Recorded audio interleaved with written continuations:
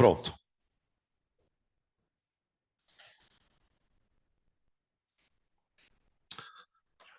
Quando vocês forem receber o material, uma das primeiras páginas da apostila tem o nosso cronograma de assuntos, tá? Como nós temos uma aula por semana, obviamente, a gente não vai trabalhar dividindo a física em frentes, como vocês estão acostumados na escola, cursinho, né? Por exemplo, eu trabalho no Notre, e o material de física deles é dividido em 3 pedaços. Então, enquanto você vê uma coisa numa frente, você vê outra coisa na outra frente e uma outra, né? A gente não vai fazer assim, a gente vai seguir um conteúdo único. E, obviamente, a melhor maneira de você começar a estudar física é estudar aquilo que a gente mais teve contato na vida. Qual é o evento físico que a gente mais executou na nossa vida? O movimento. Então, tipo, toda vez que a gente começa a estudar física, a gente vai pela parte mais intuitiva, o que não significa que seja mais fácil, que é o estudo de movimentos, cinemática, tá bom? Na verdade, a gente estuda movimentos de 2 formas, né? A gente estuda o movimento, primeiro, descrevendo ele, né? A cinemática, ela descreve o movimento, ela fala se o movimento é uniformemente variado.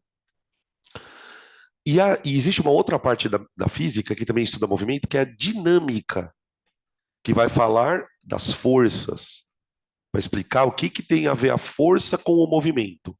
Então, essa primeira parte do curso é basicamente isso. É toda a cinemática e depois a parte de leis de Newton, dinâmica, trabalho, energia, atrito, tudo aquilo, tá? Bom, para estudar a cinemática, a gente, eu quero fazer um estudo, eu vou escrever aqui, ó. Eu quero fazer um estudo descritivo dos movimentos. Eu quero estudar movimentos, eu quero descrever os movimentos, então eu preciso criar algumas coisas aqui. Imagina um carro se movimentando em algum local e eu quero descrever esse movimento. Para eu fazer essa descrição, eu preciso fazer medidas. Eu preciso fazer medidas de distância, eu preciso fazer medidas de tempo, eu preciso fazer medidas de velocidade. Então, eu preciso criar um sistema onde eu possa fazer essas medidas. Esse sistema, ele se chama sistema de referência.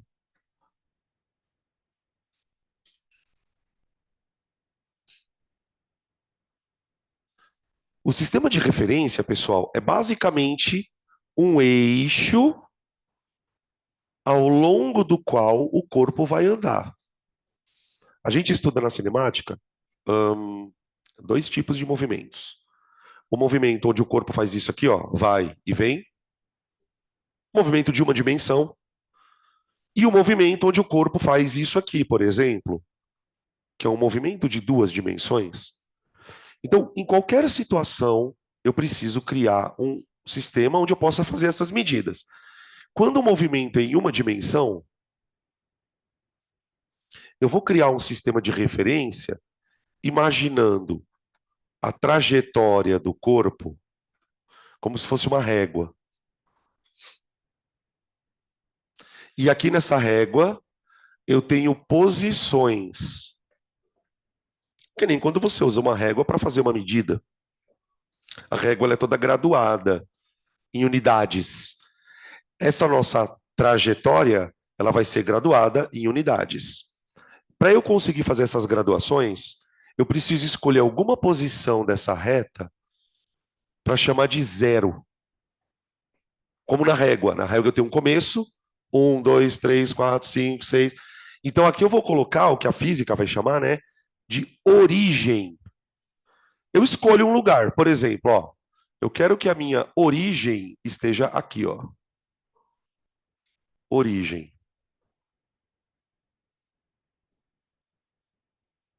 A partir do momento que eu adotei aqui como origem, eu posso dizer onde está o 1, onde está o 2, onde está o 3. Aí vai depender de como essa régua está. Ela pode estar em metros, ela pode estar em quilômetros, já que nós estamos falando de distância. Tá? Onde estaria o número 1 dessa régua? Aonde? Posso colocar o 1 aqui, ó? Não? Ou pode? Ou eu posso colocar um aqui? Onde eu coloco esse 1? Para onde? A bem da verdade, eu posso colocar para onde eu quiser. Tudo vai depender qual é o lado que você convenciona ser positivo. Então eu posso, por exemplo, dizer assim, ó, eu quero que para cá seja positivo. Isso aqui, gente, é o que a gente chama de sentido positivo da trajetória. Se eu quero, porque assim, gente, se eu quero estudar um movimento em uma dimensão, você concorda que o corpo em uma dimensão ou ele vai para um lado ou para o outro? Dado que o corpo ou vai para um lado ou para o outro, eu preciso criar uma maneira matemática de expressar isso. Então eu vou convencionar o seguinte, ó, quando o corpo estiver indo para a direita, ele está indo para o sentido positivo. Então, por exemplo, se aqui é o zero, aqui é o 1. Se aqui é o zero, aqui é o menos 1. Aqui vai ser o 2. Aqui vai ser o 3. E assim por diante. Aqui vai ser o menos 2. Aqui vai ser o menos 3. Eu tenho uma pergunta para mim mesmo. Mas, Danilo, por que que você colocou o zero aqui? Ah, porque eu quis. A origem do teu sistema, todo sistema de referência, ele tem que ter uma origem. Ele tem que ter um lugar que você vai chamar de zero. Só que o lugar que você vai chamar de zero, com todo respeito, é problema seu. Ele é arbitrário. Veja que aqui eu tenho um sistema de referência que vai do menos 3 até o 3, podia até mais lá, né? E o zero está aqui no meio. Agora veja, eu poderia pegar essa mesma trajetória, olha só, o que que eu podia fazer? Eu podia pegar essa mesma trajetória e criar um novo sistema. Posso pegar esses mesmos pontos, ó, tum, tum, tum, tum, tum, tum, tum. Só que agora imagina o seguinte. Ah,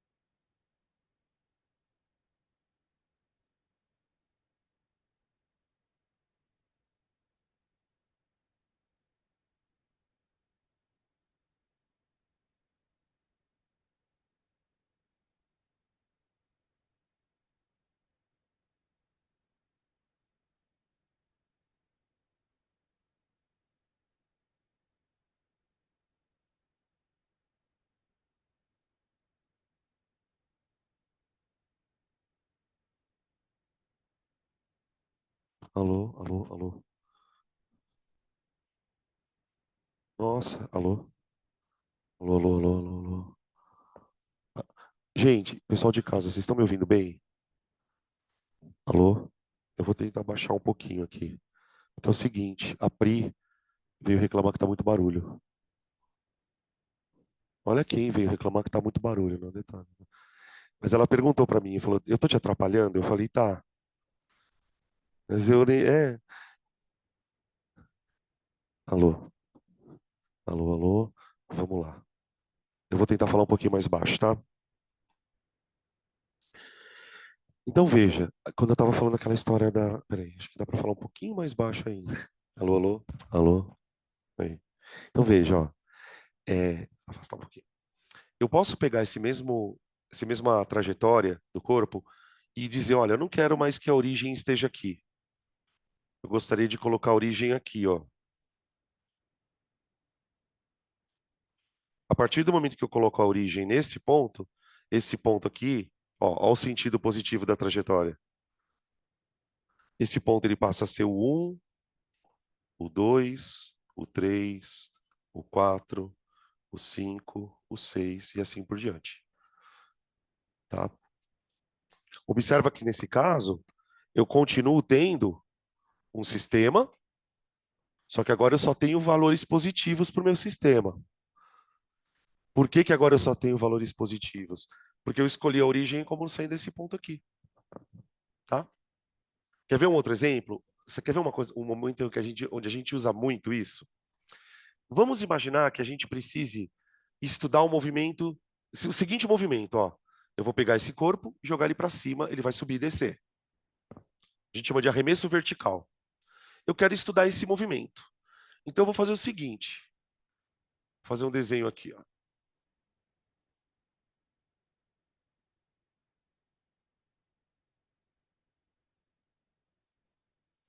Aqui está o chão, aqui está o corpo, que foi arremessado com uma velocidade para cima. Deixa eu virar aqui a câmera para o pessoal de casa enxergar. Ó.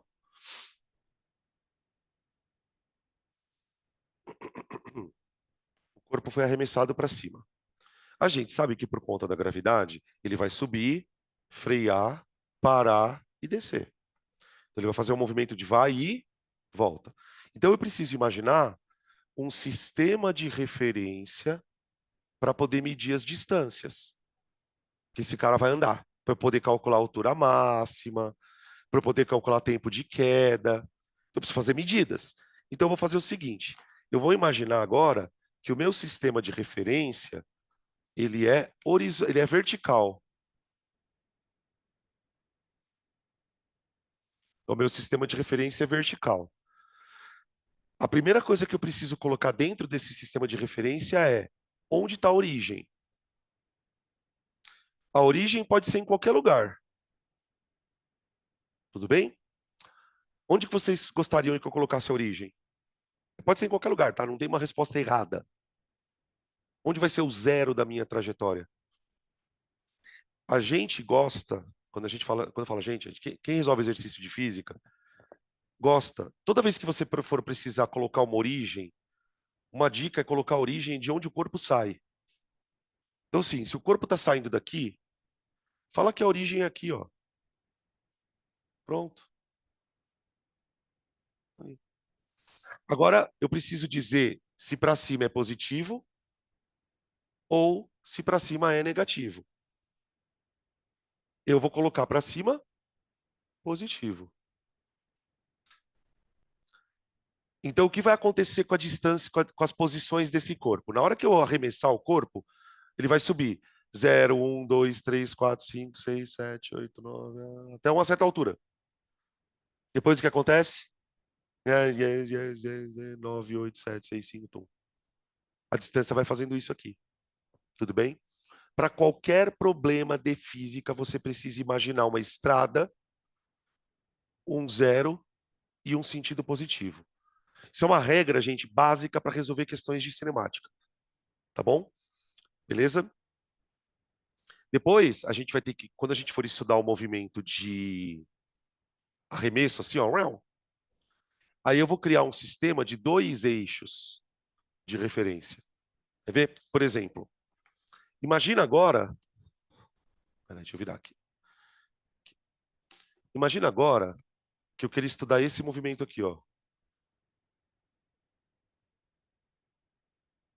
Isso aqui chama lançamento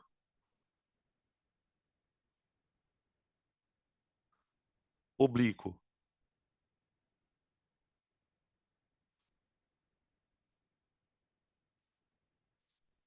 A diferença de um lançamento oblíquo para um arremesso vertical, isso aqui é tudo conteúdo de cinemática, tá? Você pega, tem um monte de exercício, ele nem, por exemplo, adora esse aqui. A diferença de um arremesso vertical para um lançamento oblíquo é o número de dimensões que o corpo anda. No lançamento vertical, no arremesso vertical, ele anda só num eixo, X. No lançamento oblíquo, ele vai andar no eixo X, mas ele também vai subir e descer. Então, agora, para estudar aí, eu não sei se vocês lembram disso, tá, gente? Que a gente tinha que pegar a velocidade dele e decompor Vx, Vy, para poder analisar os eixos separadamente. Então significa o seguinte: para você estudar um negócio desse tipo, você vai ter que criar uma trajetória horizontal. Então, eu vou criar aqui um eixo horizontal. Esse aqui vai ser meu eixo X. E vou criar um eixo vertical. Só que acontece o seguinte, ó. Na hora que eu criar um eixo vertical, você concorda que o cruzamento dos eixos vai ser a origem? Então, eu vou escolher onde eu quero que isso seja feito. Qual que era a dica que eu tinha dado para vocês aqui? De preferência, diga que a origem é de onde o cara saiu. Então, por exemplo, se o cara saiu daqui, ó, e fez isso aqui, ó, roll, eu vou colocar o eixo vertical bem aqui, ó.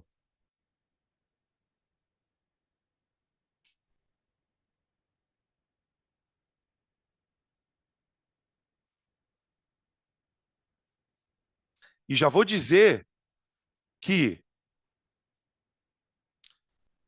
no eixo X, para a direita é positivo.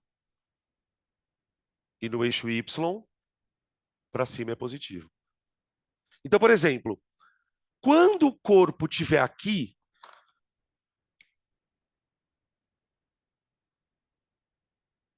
que ele vai estar em vários momentos fazendo isso aqui, não vai? Quando o corpo estiver aqui, você concorda comigo que a posição dele vai ter que ser dada por duas informações agora? Quando o corpo está numa estradinha de vai e vem, gente, a posição é uma só, porque é uma coordenada X. Aqui eu vou precisar de uma coordenada X e uma coordenada Y.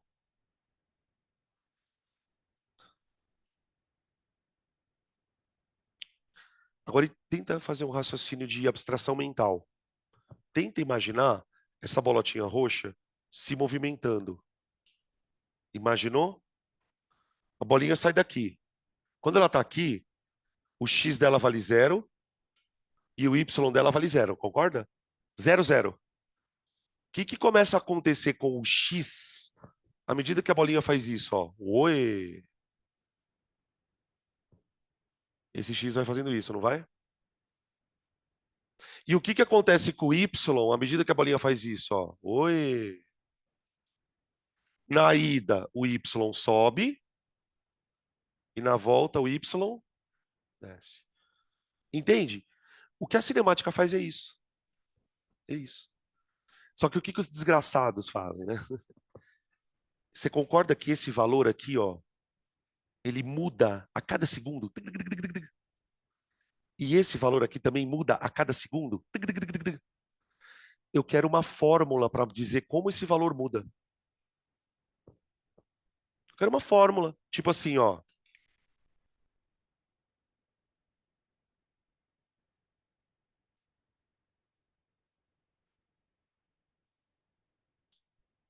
Aí eu chego para você e digo assim, ó. Tá vendo esse x aqui?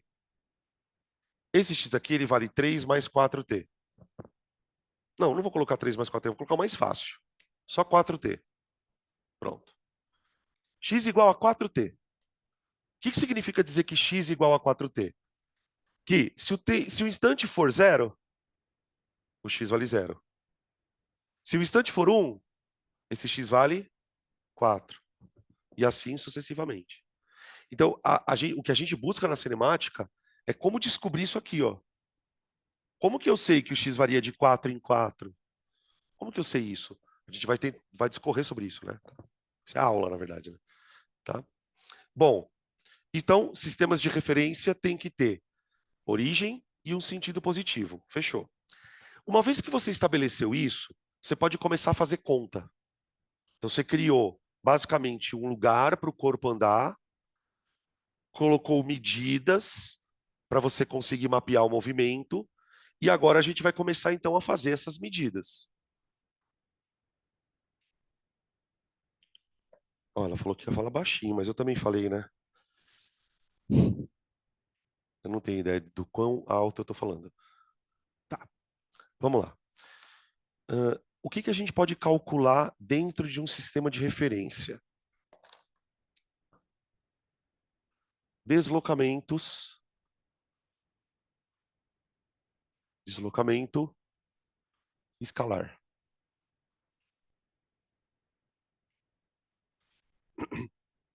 Se o corpo está em movimento, ele se desloca, ok? Se ele se desloca, eu gostaria de medir o quanto ele se desloca. Tá. A gente começa estudando a cinemática no tipo de movimento mais simples, que é o movimento de uma dimensão só. Então, o deslocamento, gente, nesse nosso contexto, ele pode ser ou para um lado ou para o outro. Até aqui a gente não está interessado em calcular o movimento de curva, nada disso.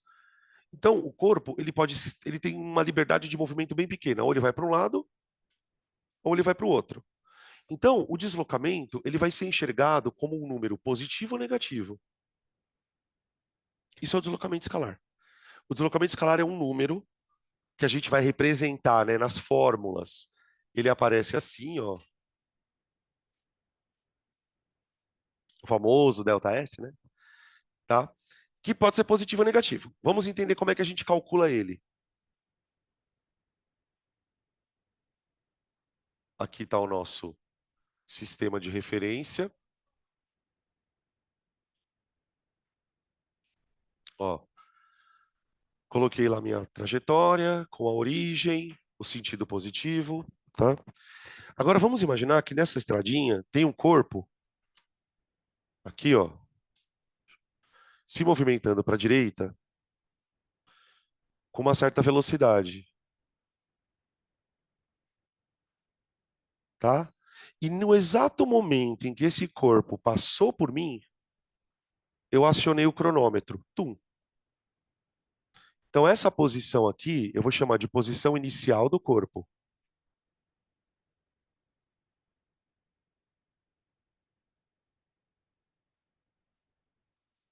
Essa posição de onde a gente começou a mapear o movimento, a gente representa com a letra S e o zerinho embaixo. É o famoso S0 da fórmula, né? Peraí, só um pouquinho, gente.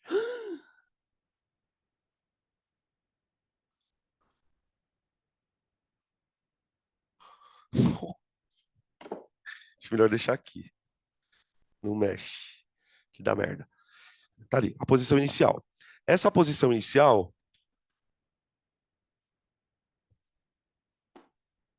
é a posição no instante t igual a zero. Aí o corpo começou a andar.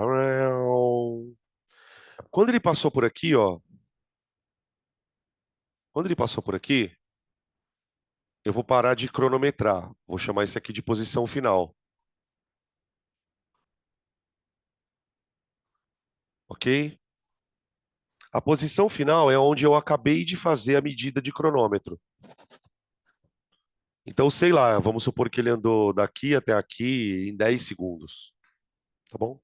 Então, aqui eu tenho um instante t, onde ele está numa posição S. Você concorda comigo que ele se deslocou de S0 até S? Então, a medida do deslocamento não é exatamente esse pedaço aqui? Como que eu faço para medir esse pedaço? Eu vou fazer o seguinte. Eu posso dizer que o tamanho desse pedaço grande aqui, ó, ele é tudo isso aqui menos o quê? Menos isso aqui. Vou repetir o que eu estou falando, ó. Este pedaço aqui, ó, que é o ΔS, ele corresponde à medida do grandão menos o pequenininho. Ou seja, o ΔS é igual a grandão menos pequenininho, ó. A diferença entre as duas posições. Agora você entende por que que o ΔS é final menos inicial, né? Nem para entender a lógica disso. Tudo bem? Beleza. Esse ΔS é uma unidade de medida. Se eu estiver trabalhando no sistema internacional, isso aqui é o quê? Metros. Agora, o ΔS, ele traz para a gente duas informações. Uma é o quanto ele andou.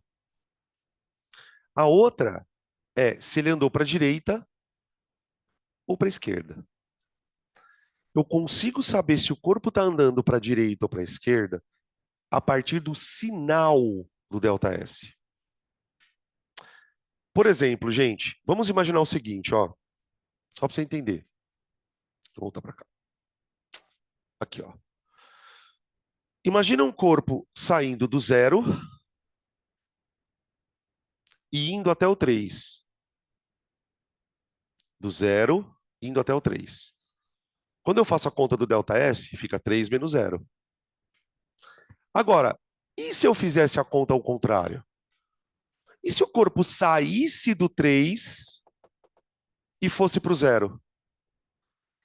Como o ΔS é final menos inicial, se o corpo saiu do 3 e chegou no zero, essa conta vai dar quanto?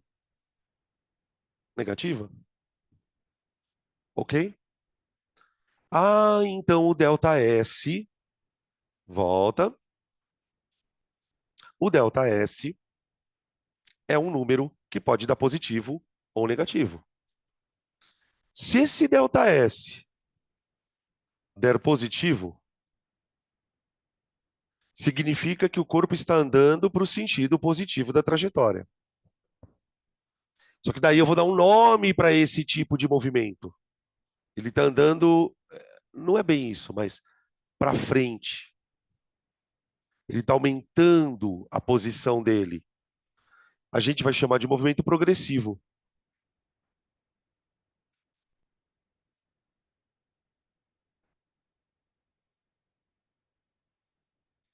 Movimento progressivo. Se ele estiver fazendo o movimento no sentido oposto, toda vez que acontecer isso, o meu ΔS vai dar negativo. O meu ΔS dá negativo. E aí eu tenho um movimento retrógrado.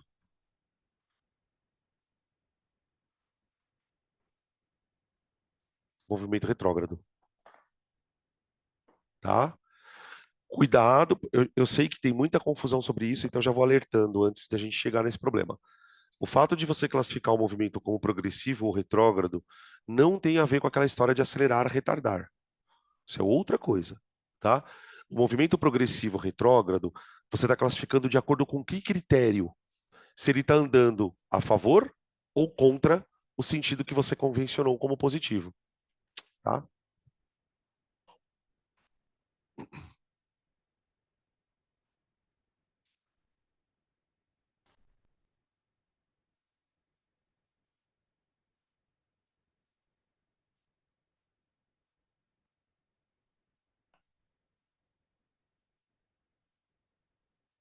Ah, mas também tem um buraco ali, ó.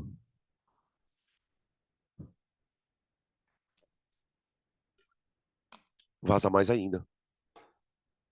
Como se chama o fenômeno ondulatório que explica eu estar ouvindo a Priscila e a Priscila estar me ouvindo, sendo que eu não estou vendo ela e nem ela está me vendo? Vocês estão ouvindo o que eu falei? Como se chama o fenômeno ondulatório que explica o fato de eu estar conseguindo ouvir a Priscila sem estar vendo ela?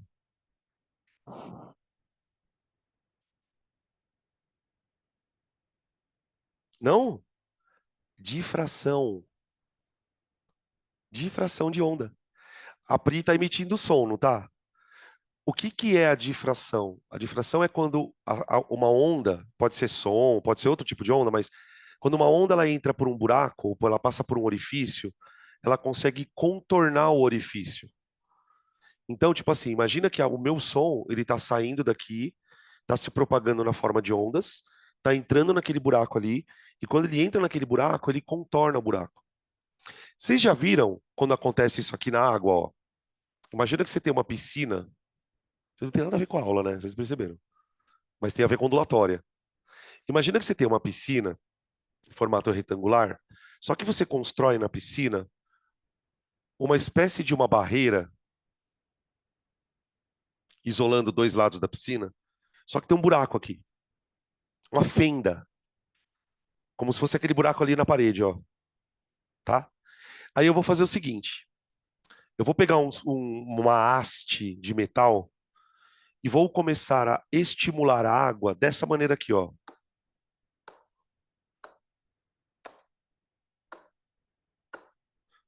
Eu vou começar a fazer ondas aqui, ó.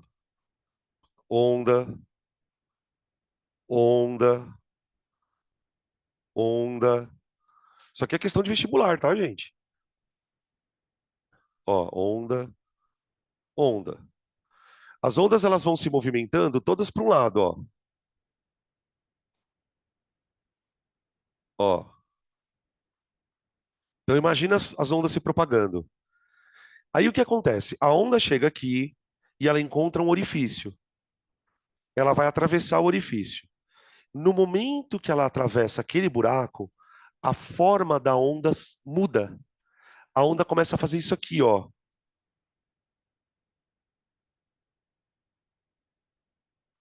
Ó.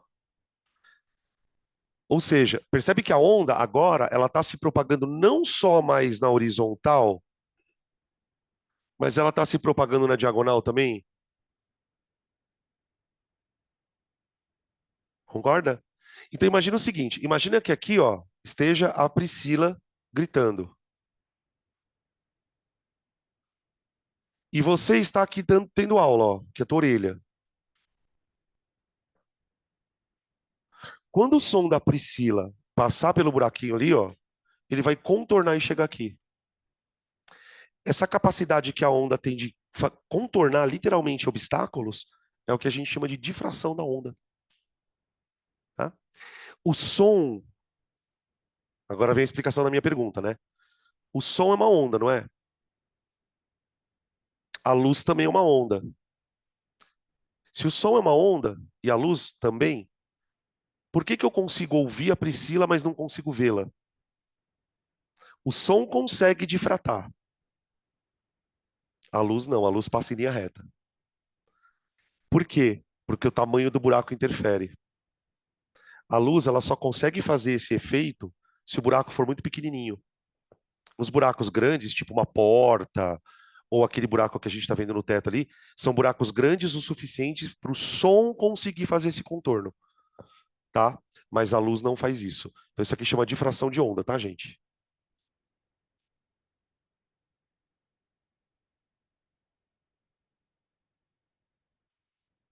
Pronto. Não tem nada a ver com a aula. Como eu disse, não tem nada, absolutamente nada a ver com a aula, tá? Mas eu não podia deixar passar o conceito porque é bem legal esse tipo de coisa. Posso apagar o desenho? Pode. Bom, estávamos falando de deslocamento, né? O deslocamento, como eu disse para vocês, ele é útil então para saber quanto de fato o corpo andou e se ele andou para a direita ou para a esquerda. Uma vez que a gente mede o deslocamento, a gente pode usar essa medida para criar uma outra grandeza, que é a velocidade.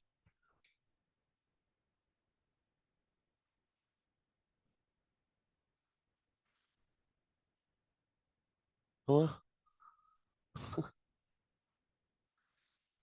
gente, fala. É, então, vou falar sobre isso. Velocidade é um vetor. Então, eu vou te devolver a tua pergunta com uma outra. Você sabe o que é um vetor? Você lembra mais ou menos o que diabo é um vetor? O que é um vetor? É uma setinha. Essa setinha a gente usa bastante na física. Quando é que eu uso ela na física? Quando você precisa indicar o sentido de alguma coisa.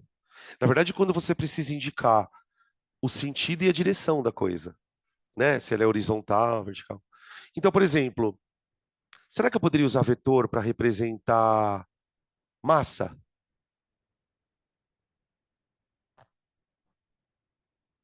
Vamos lá, eu comecei a fazer um diálogo com ela. O diálogo foi: para que serve vetor? Aí ela disse: para representar sentido e direção.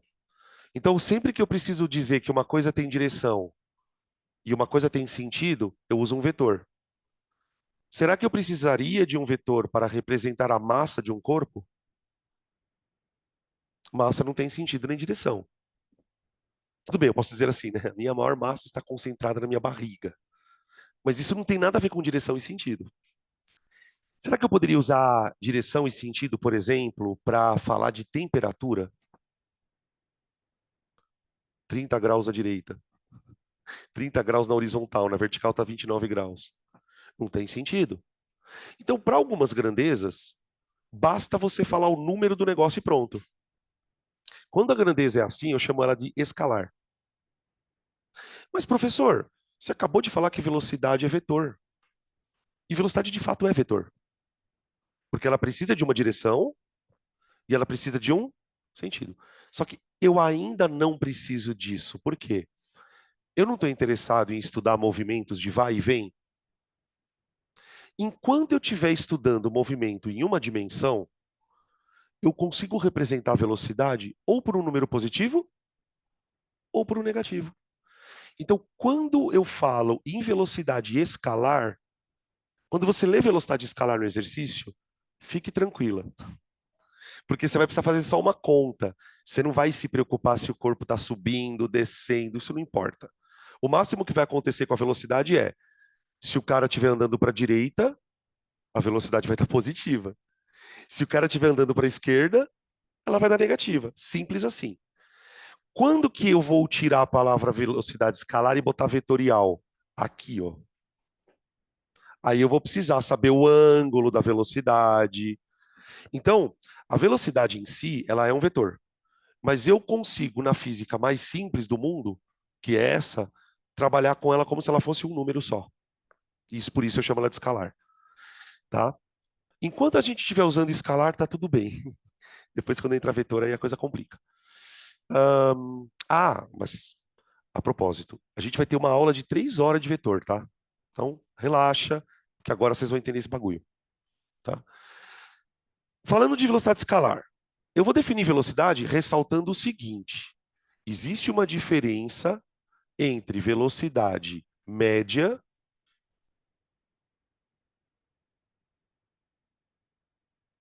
e instantânea.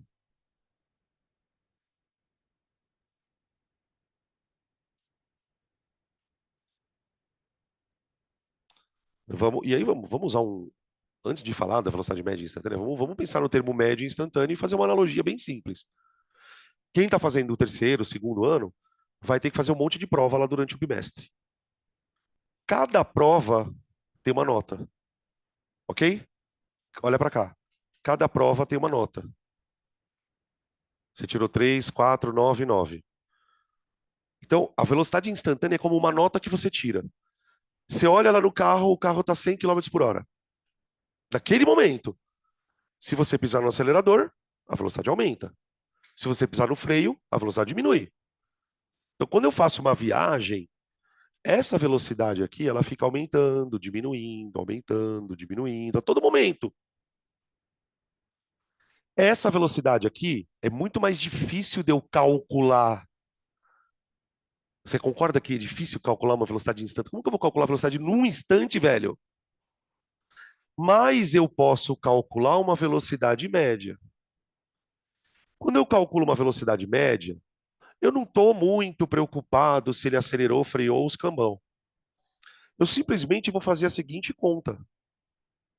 Eu vou pegar o delta S dele e vou dividir pelo delta T.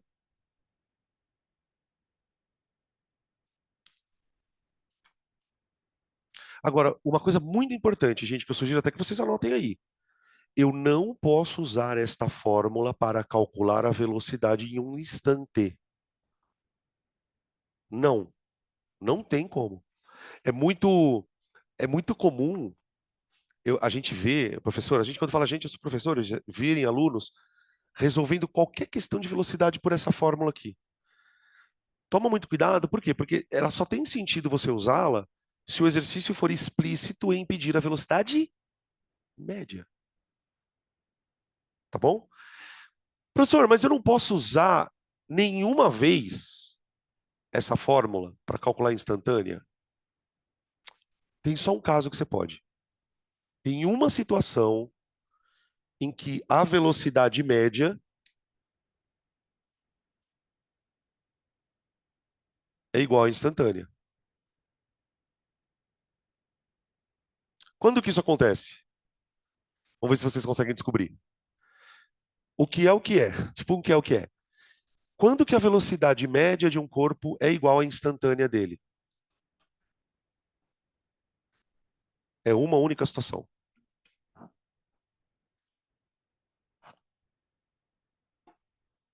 É uma situação onde o corpo está andando. Quem falou isso?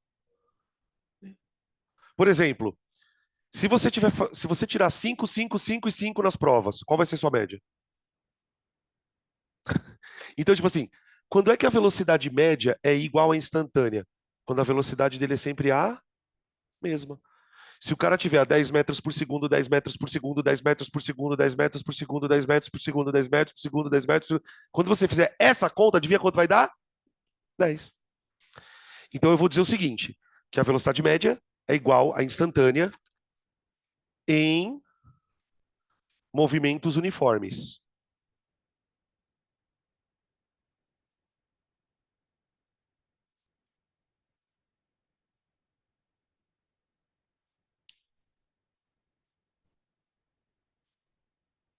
Tá aí.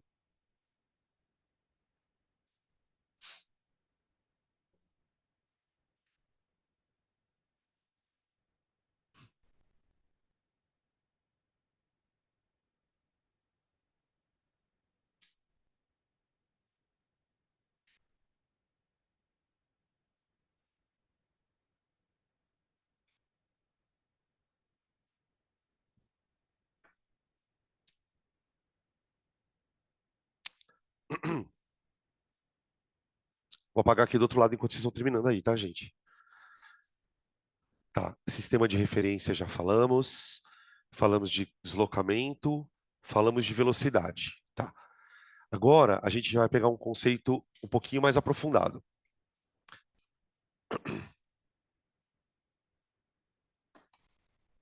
Agora vamos falar de equação horária.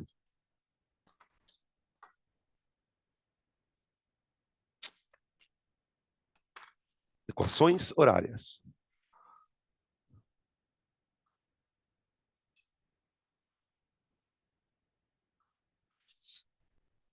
Bom, horário lembra hora. Hora lembra tempo.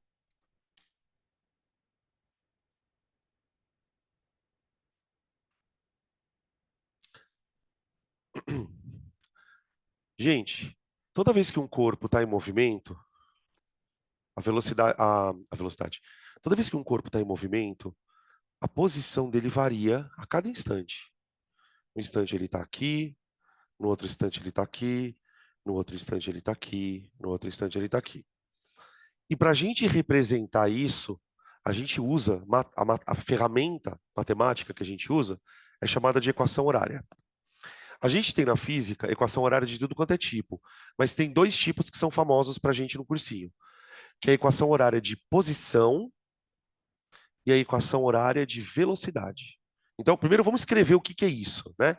As equações horárias, vamos escrever assim, ó. As equações horárias são funções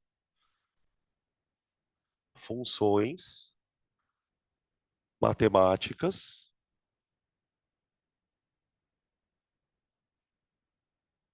que relacionam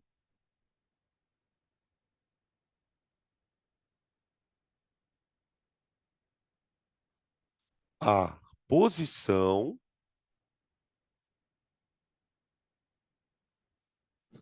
e velocidade com o tempo.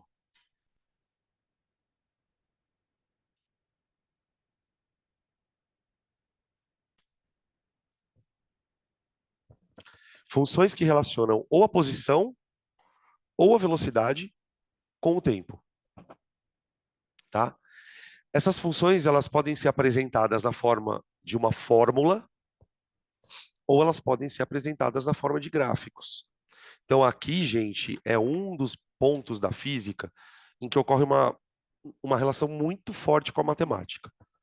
Então, quando a gente estuda, por exemplo, funções lá no ensino médio, no cursinho, a gente aprende que tem, puta, tem função de primeiro grau, função de segundo grau, função seno, função cosseno, log, função. Cara, tem função de tudo quanto é tipo.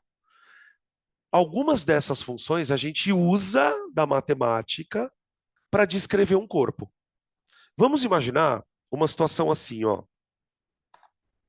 Você tem uma estrada, aqui está a origem,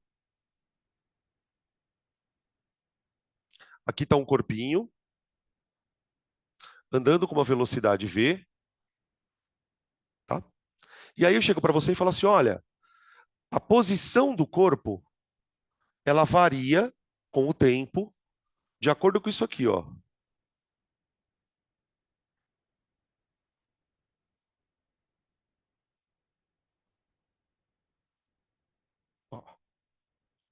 Isso é uma equação horária típica da física. Função de espaço em função do tempo, né? Isso aqui é a posição de acordo com o tempo. Se eu quiser saber a posição do corpo em qualquer momento desse percurso, basta eu escolher o instante e colocar aqui.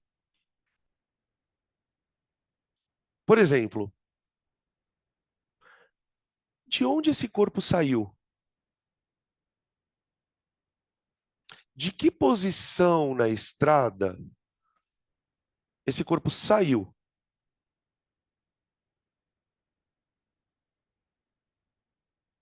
Como que a gente descobre isso? Quero descobrir de que posição esse corpo saiu. Onde ele estava no momento em que o movimento começou? Ele estava aqui, ó. Hã? Será que ele estava aqui mesmo? Será que ele saiu do zero? Ah, professor, como é que eu vou saber? Simples. O instante inicial não é o momento onde você começou a cronometrar o movimento? É o instante que vale zero. Põe zero no t. Se você colocar zero naquela função, quanto dá s quando o tempo vale zero? 3. Né? Ó, 3 mais 4 vezes zero. Né? 3. Significa que no instante zero, ele estava na posição 3 metros. Ó, professor, mas então você pode dizer que essa é a posição inicial? Cuidado para não confundir posição inicial com origem das posições. São duas coisas diferentes. Posição inicial é de onde o corpo sai. Ele pode ter saído do zero? Claro, poderia, mas a minha função não está mostrando isso. Toda vez que você colocar no instante t zero, você está achando alguma coisa inicial. Aí, beleza. Como é que eu poderia provar que esse corpo está andando para a direita?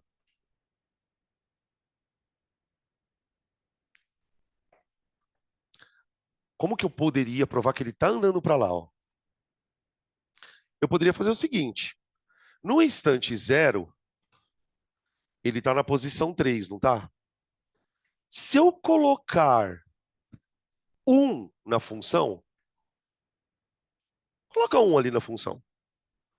Na hora que eu coloco a minha função passa a valer 7 metros.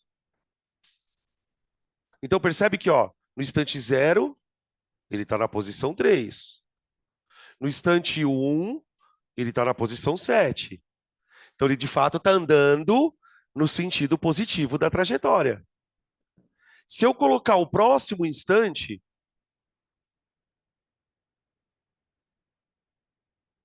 eu encontro onde ele está naquele instante, né? 3 dá... Ixi, buguei aqui. 4 vezes 3, 2 dá 8, dá 11. Ixi, tá. Eu estou colocando tempos, 1 segundo, 2 segundos, 3 segundos. 4... Você pode colocar o tempo que você quiser aqui. Instante 1,5, instante 1,3. Não importa, tá? Beleza? Ah, professor, mas como que você sabe que a função é 3 mais 4t? Não, eu inventei essa função. Isso é uma função inventada, tá? Beleza? Existem funções que são um pouquinho mais complicadas. Por exemplo, vou pegar aqui, ó.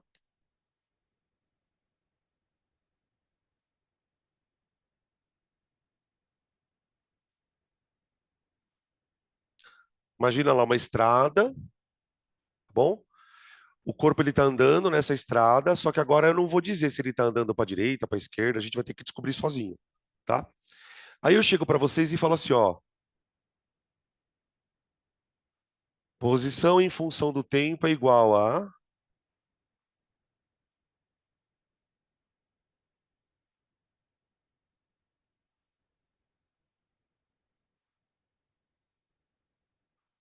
Pronto. Isso é uma função de movimento. Só que agora é uma função mais complicadinha. Matematicamente, as duas funções se diferenciam por causa do grau, né? Isso aqui é uma funçãozinha de primeiro grau e isso aqui é uma funçãozinha de segundo grau. Agora, o fato de uma ser de primeiro e a outra ser de segundo não tem muita importância. Por quê? Porque eu posso utilizar do mesmo processo que eu utilizei aqui para cá. Por exemplo, a primeira pergunta, de novo, de onde esse corpo saiu? Ele saiu da origem? Vamos substituir o zero ali na função. A hora que eu substituo o zero, gente, eu ponho o zero aqui, isso aqui zera. Eu ponho o zero aqui, isso aqui zera, mas aqui não zera. Então, quando o tempo for zero, ele está na posição 1 metrinho. Eu posso dizer que isso daí seria a posição inicial dele. Beleza. Onde ele vai estar no instante 1? Bora lá. Instante 1. Põe 1 aqui, 2 vezes 1 ao quadrado, que dá 2, mais 2 vezes 1, que também dá 2, então 2 mais 2 dá 4, mais 1 dá 5. Olha lá, ele está andando para frente. Para frente. Desculpa, eu falei um pouco errado. Ele está em movimento progressivo, né? Progressivo. S de 2, 2 ao quadrado, 4 vezes 2, 8. 8, guarda aqui 8. 2 vezes 2, 4. 8 com 4, 12. 12 com mais 1, 13. Tá ali, ó. Tá?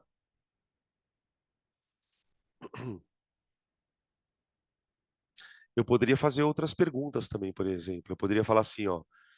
Em que instante ele estará na posição 100? Poderia inverter a pergunta, tá vendo? Porque eu posso te dar um instante e pedir a posição, ou eu posso te dar uma posição e pedir em que instante isso acontece. As duas perguntas são passíveis da gente responder, tá bom? Tá?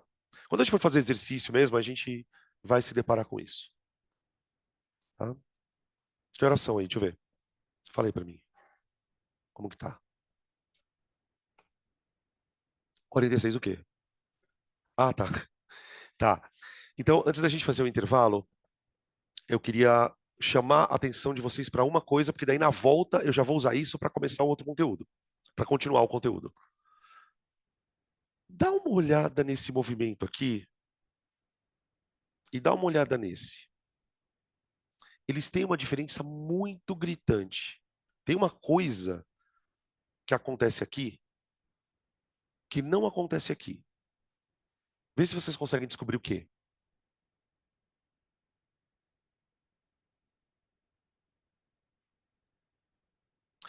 Quer ver? Eu vou fazer um teste. O S de 0 deu 3, o S de 1 deu 7, o S de 2 deu 11. Quanto vai dar o S de 3 rápido? 15. Quanto vai dar o S de 3 rápido? Vocês entenderam o que aconteceu? Gente, se mexe, dá um sinal de que vocês estão aí. Por que eu consigo prever aqui e aqui não? Aqui o S de 3 deu 15, o S de 4 vai dar quanto? 19. Por que aqui eu consigo prever e aqui não? Por causa do tipo da função. Isso aqui é uma função, gente, de grandeza diretamente proporcional. Quando uma aumenta, a outra aumenta na mesma proporção. Pum, pum, pum, pum, pum, pum, pum, pum. Aqui não. Aqui não. Isso aqui é uma função de segundo grau. A função de segundo grau é difícil de prever. Agora, qual a explicação física para isso? Por que que existem movimentos em que eu consigo prever as posições rapidamente, enquanto que outros é mais difícil? Por quê? A culpa é de quem aqui? Da velocidade. Esse corpo aqui, ele está com velocidade constante, com certeza. Com certeza. Porque ele está andando sempre 4 metros em 1 segundo. 4 metros em 1 segundo. 4 metros em 1 segundo. 4 metros em 1 segundo. Quando o movimento é assim, ó, parece meio caótico, né? A pessoa vem aqui, me repreende. É um caralho, né? Tudo bem. Esse tipo de movimento aqui, gente, é bem claro que a velocidade não é constante. A velocidade aqui varia e aqui a velocidade é constante. Que é basicamente a grande diferença entre o mu e o move. Isso aqui é um só sorvete, gente. Isso aqui é um só sorvete. Isso aqui é um sorvetão, ó. S igual a S0 mais V0t mais A sobre 2t quadrado. Olha aqui, ó. S igual a S0 mais VT. Então, movimentos uniformes são muito mais previsíveis justamente porque eu tenho uma velocidade constante. Os movimentos uniformemente variáveis, eles também são previsíveis, mas a previsão não é óbvia como isso. Sabe o que eu estou querendo dizer para vocês com todas as letras? Para de fazer a merda da regra de 3 em exercício de física. Puta que pariu. Você está fazendo uma questão de acústica, o bagulho tem log. Você está botando uma porra de uma regra de 3. Você só pode usar a regra de 3, criatura, quando a merda tiver velocidade constante. Não acha que tentando fazer aquilo você vai chegar na resposta. Chuta que é melhor, tá? Vamos tomar um café? Que eu tô ficando estressado já. Vou tomar um café então, tá? Eu vou dar uma pausa aqui. Quando faltar 5 minutinhos, eu chamo, eu grito para vocês aí no grupo.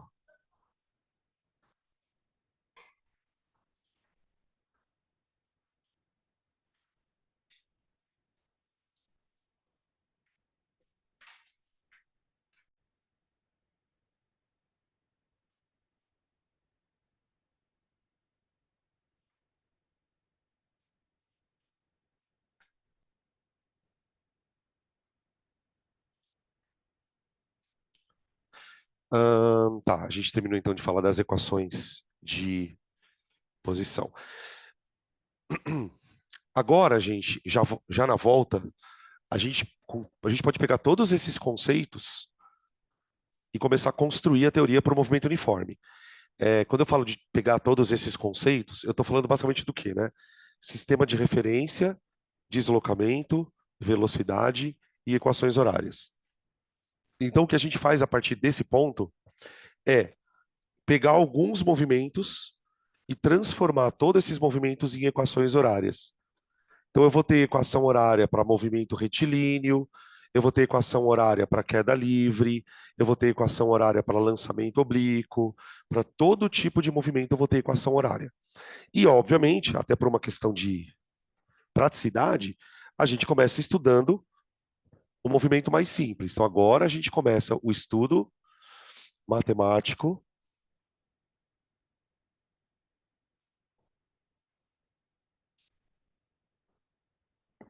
do movimento uniforme.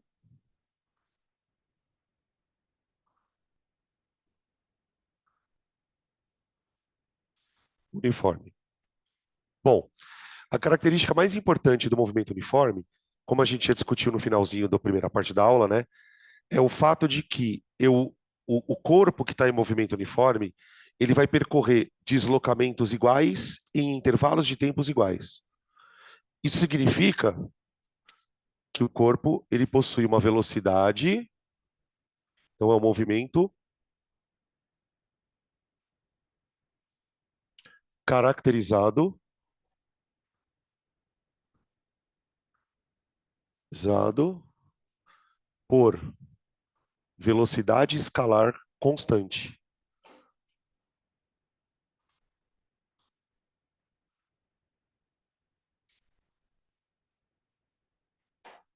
Constante. Tá aí. Se a velocidade escalar é constante. Ai, peraí. Deixa eu só virar a câmera aqui. Se a velocidade escalar é constante, pessoal, significa que o delta S sobre delta T.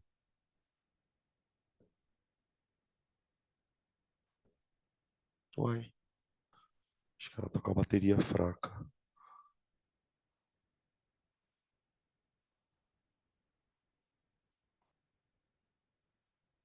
Que coisa esquisita.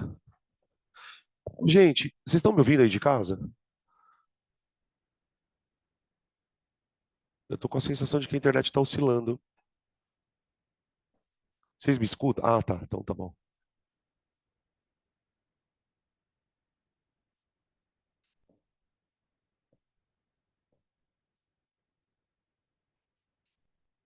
Uai, peraí.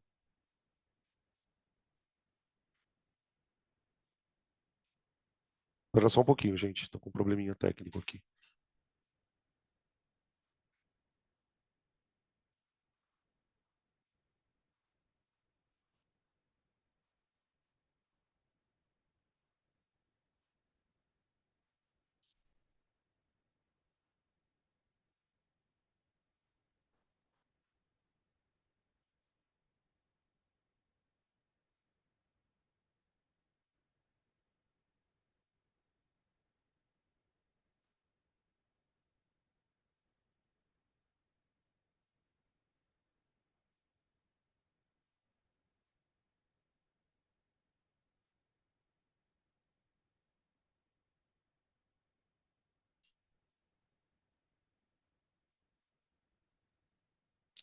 É, tô com algum problema de internet aqui. Só um minuto.